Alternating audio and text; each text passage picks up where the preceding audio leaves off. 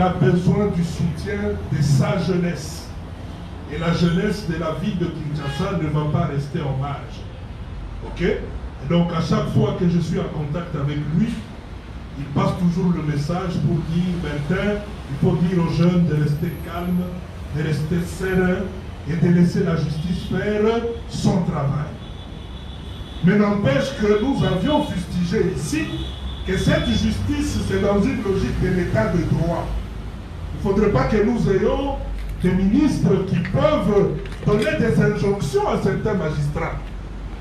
Lorsqu'un ministre se permet de dire que tous ceux qui sont impliqués dans le programme de 100 jours ne vont pas bénéficier de la liberté provisoire.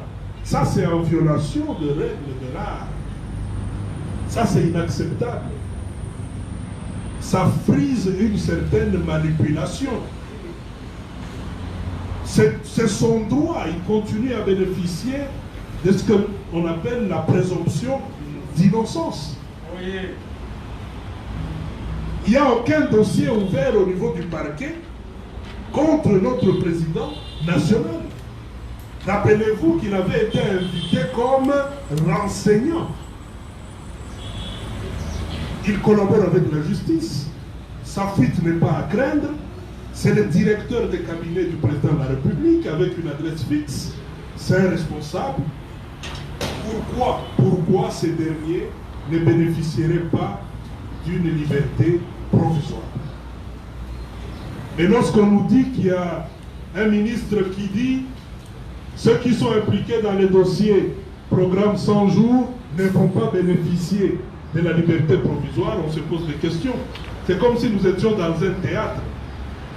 Nos avocats demandent la liberté provisoire, nous nous retrouvons en chambre de conseil avec des magistrats qui statuent, mais ils sont en train de statuer tout en sachant déjà bien avant qu'ils ne vont pas accorder cette liberté provisoire.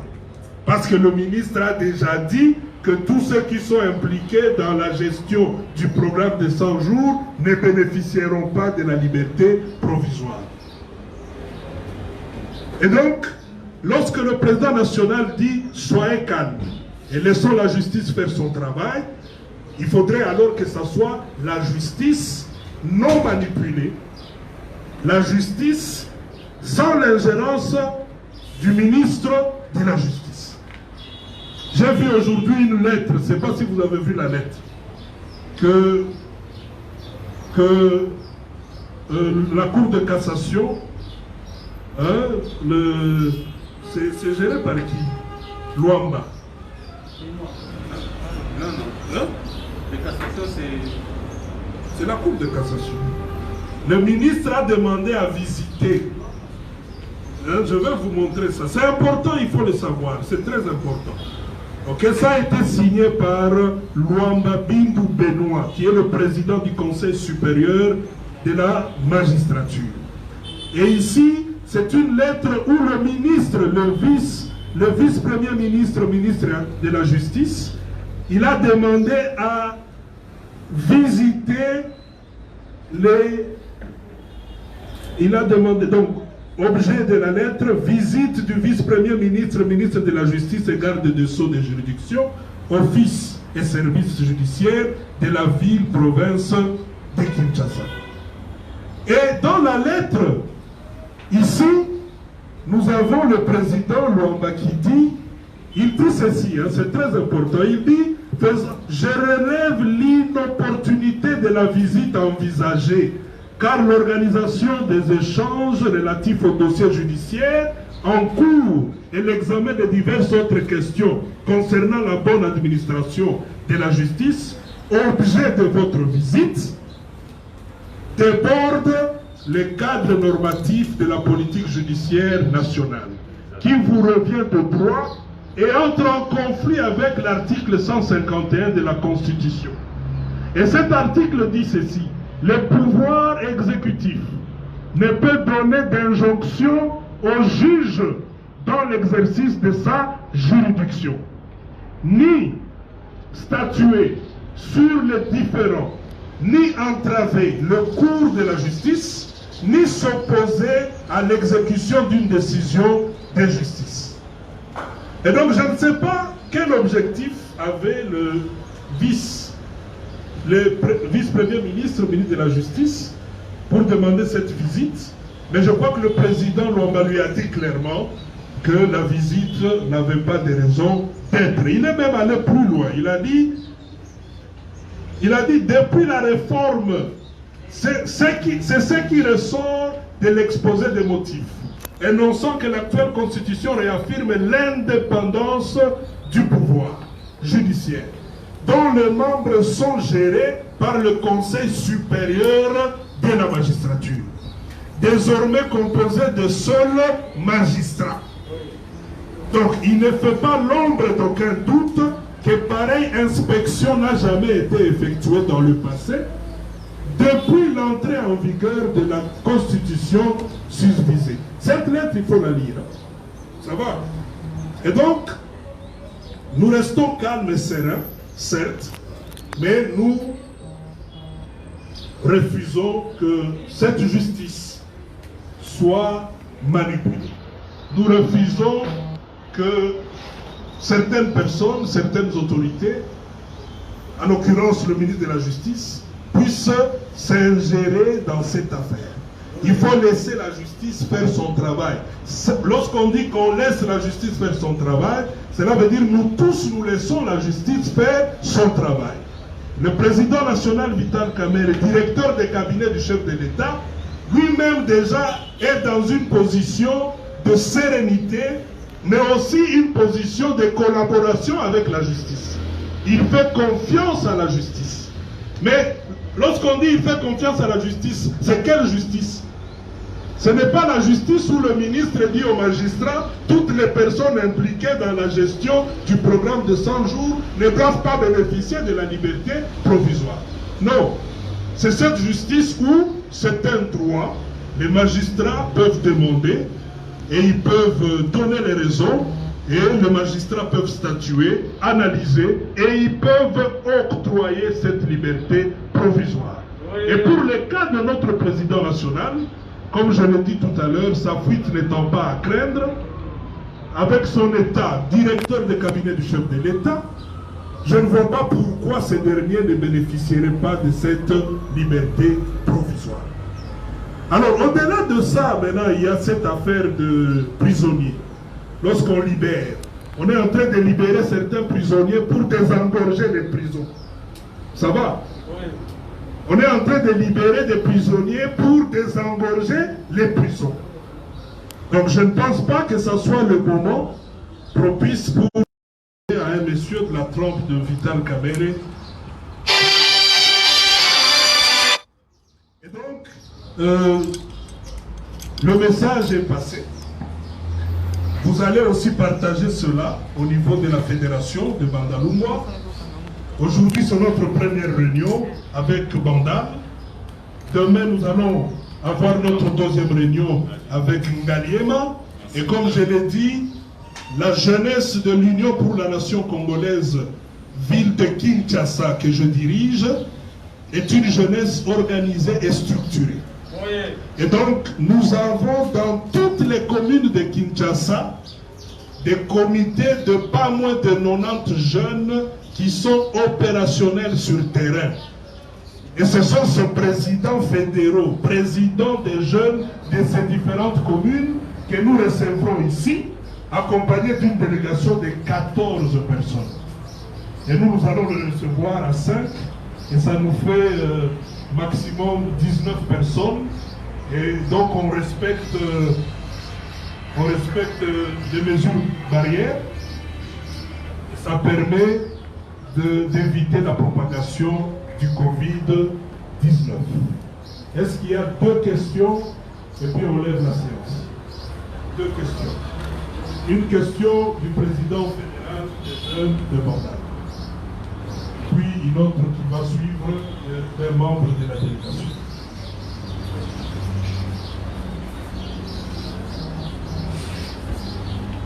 Merci beaucoup, Monsieur le Président, de m'avoir accordé la parole. Et tout d'abord, je commence par féliciter l'initiative que vous avez prise de répondre au moins des activités parce que le parti fait vraiment dans ce qu'on appelle une activité. Mais ma question va dans ce sens. J'aimerais juste savoir par rapport à ce qui se passe au niveau de la justice. Si c'est parce qu'aujourd'hui, parce qu'il est clair qu'il n'y a pas à marcher de mots, on voit vite que la justice est indépendante. Et s'il arrive aujourd'hui que notre président national Vital Kamerhe serait condamné à tort, et parlons serait condamné, maintenant quelle sera notre attitude, nous, le jeune de la ville de Kinshasa? Merci. Alors, je prends la deuxième, comme ça je réponds une fois. Ok?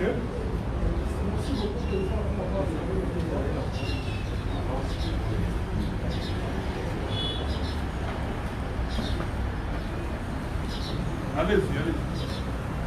Merci beaucoup pour avoir accordé la parole. Moi, c'est M. Riston, je suis le rapporteur adjoint dans la jeunesse fédérale de Bandundu. Et ma question, c'est en rapport avec la coalition. J'aimerais savoir, parce que, pouvons-nous dire aujourd'hui, la coalition cache un statut qui définit la ligne de conduite de la dite coalition. Et sinon, si nous n'avons pas le statut qui définit la ligne de conduite de la coalition cache, quelles sont les raisons, voilà, ou les motifs, voilà, qui font en sorte que nous pouvons avoir le statut de la système de coalition? Alors, je commence par la deuxième question. Et je termine par la question du président fédéral des jeunes de Banda. Alors, il ne faut pas oublier que dans le cadre de CASH, il y a un projet qui avait été envoyé à l'UDPS. L'Union pour la nation congolaise avait fait une ébauche qui avait été envoyée à l'UDPS pour que ces derniers puissent aussi apporter leur amendement, avec comme objectif transformer CASH, qui jusque-là est une plateforme électorale et qui devait devenir une plateforme politique. Et c'était la meilleure façon pour nous d'appuyer les actions du président de la République et de l'accompagner dans sa vision.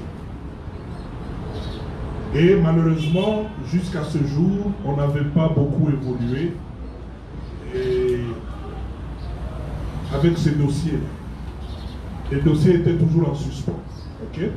Mais sinon, il y a des principes. Okay? Il y a des principes qui nous régissent. Et n'oubliez pas que nos deux leaders, ce sont eux qui ont signé l'accord, eux avec leurs partis politiques respectifs. Et ça implique aussi les alliés de nos deux partis, l'Union pour la nation congolaise et l'UDPS. Ok? Et donc à ce niveau, il n'y a pas de souci. Sauf que la ligne de conduite devra être tout simplement, évidemment la ligne de conduite est dictée par nos partis respectifs. C'est comme pour nous de l'Union pour la nation congolaise. Au-delà de la discipline, nous avons le respect de la hiérarchie, et qui est pour nous très, très capital. C'est pour ça que nous, le chef peut donner un mot d'ordre et nous tous nous respectons. Ça ne nous pose pas beaucoup de problèmes. Okay? Et je pense que jusqu'à preuve du contraire, cela devra être notre ligne de conduite. Tout dépendra de ce que notre haute hiérarchie va nous demander d'avoir comme attitude. Et tout en restant positif. Okay? Alors, on va parler de la question de Aaron, président fédéral des jeunes de Bandalogo. La question, elle est très pertinente. Et vous savez, aujourd'hui, la procédure en cours, c'est une procédure juridique. Et Et lorsque le président national dit qu'il faut laisser à la justice faire son travail, j'ai commencé ici par vous dire que les réseaux sociaux, aujourd'hui, d'ailleurs nous sommes déjà en train d'y réfléchir au niveau de l'Assemblée nationale, il faut qu'il y ait une loi pour réglementer ces secteurs-là parce que c'est très grave. Tout le monde peut se réveiller le matin et écrire ce qu'il veut. Et ce qu'on écrit peut avoir des répercussions terribles et parfois même inimaginables. Et aujourd'hui, pour le cas de Spes, pour le cas de ce qui se passe autour du président national, autour du parquet de Matete, il y a beaucoup qui se dit dans les réseaux sociaux qui ne sont pas réels. Beaucoup. Je vous ai donné des exemples ici. J'ai suivi moi-même une vidéo d'un journaliste de la place. Je ne sais pas si c'est un journaliste ou un animateur, parce que maintenant il y a une confusion aussi. Dans ces secteurs, on ne sait pas qui est vraiment journaliste, qui est animateur, qui est présentateur. Bon, bref, c'est une matière assez complexe. Mais le monsieur parlait même de l'audition, le contenu de l'audition. On a posé cette question au directeur de cabinet, il a répondu.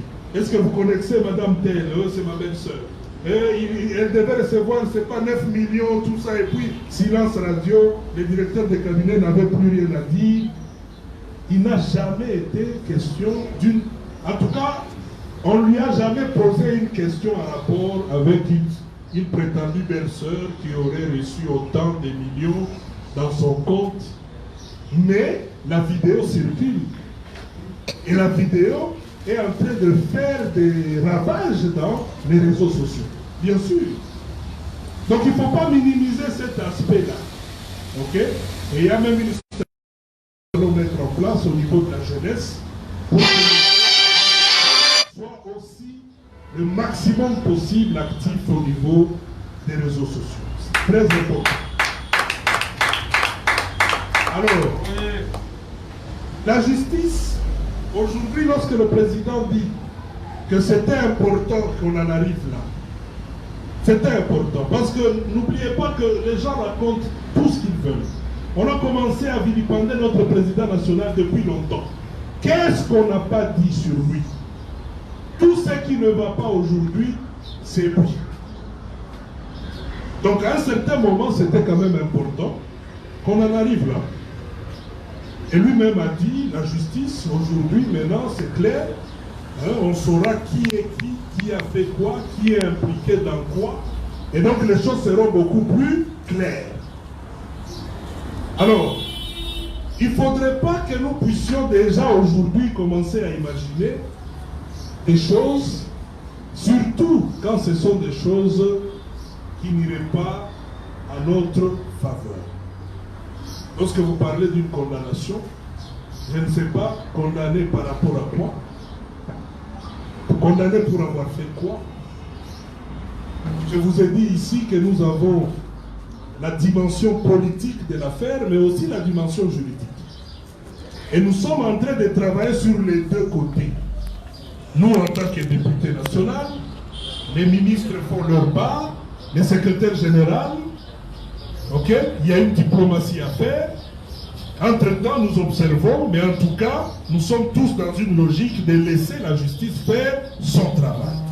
Mais ici, nous en appelons à la conscience de tout le monde. Nous parlons état de droit, mais l'état de droit voudrait dire qu'on respecte effectivement cette justice, qu'il n'y ait pas d'ingérence extérieure, qu'il n'y ait pas de manipulation de la justice, qu'il n'y ait pas de magistrats qui seraient corrompus ou qui auraient déjà des décisions dans leur tiroir.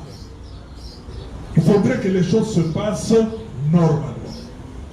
Et si les choses se passaient normalement, je vous dis, à ce stade ici, quand vous regardez les dossiers pour lesquels notre président semble être malmené, en tout cas, nulle part on voit l'implication personnelle du directeur des cabinets. Je vous ai donné l'exemple du dossier des maisons préfabriquées, où c'est d'abord un marché qui a été passé depuis l'époque du ministre Chibala. Vous avez vu l'ancien ministre Bitakwira intervenir dans ce dossier. où il a signé le document. Nulle part vous avez la signature du directeur de qualité. Comprenez? Les dossiers de médicaments, même chose.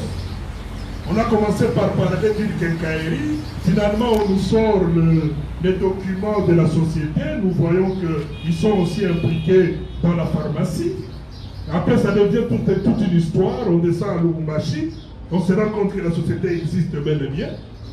Donc, c'est beaucoup de choses. Et je pense qu'on doit y aller vraiment avec beaucoup de tact, tout en respectant les règles de l'art. Ok? Pour que nous puissions, les Congolais en ont besoin, ils ont besoin de savoir leur argent a fait quoi et à quel niveau il y a eu de détournement et qui sont ces personnes impliquées dans ces détournements-là. C'est important. Et nous devons être ceux qui affichent une attitude de personnes qui ne se reprochent de rien. De la même manière que notre président, tout en étant là où il est serein, calme, et il nous demande de l'être aussi. Ça va? Donc c'est important. Et la position que nous allons avoir devra tenir compte du fait que nous sommes au pouvoir. Nous sommes au pouvoir. Le cash est au pouvoir. Et la population attend beaucoup de nous. On a toujours dit ici, le peuple d'abord. Et rappelez-vous, dans une des réunions ici, je vous disais, il faudrait que nous puissions travailler jusqu'à ce que la population sera en mesure de dire que nous avons vraiment constaté que vous aviez fait de nous la priorité de votre politique. Donc on n'est pas encore à ce niveau-là. Cela veut dire qu'il y a encore un grand travail à faire. Nous ne devons pas nous comporter comme si nous étions dans l'opposition. Nous sommes des hommes d'État. Nous devons être à la hauteur. Nous devons rassurer la population à travers notre comportement, notre attitude, à travers notre langage. Et le peuple doit savoir que l'Union pour la nation congolaise, parti cher à l'honorable Vital Kamerhe, directeur de cabinet du président de la République, reste attaché aux valeurs et à l'état de droit. Et nous allons continuer à nous battre à côté du président de la République, avec qui nous avons notre ticket gagnant, qui est au pouvoir, pour que nous puissions réellement amener le Congolais à bénéficier des richesses de la République démocratique du Congo. Merci beaucoup.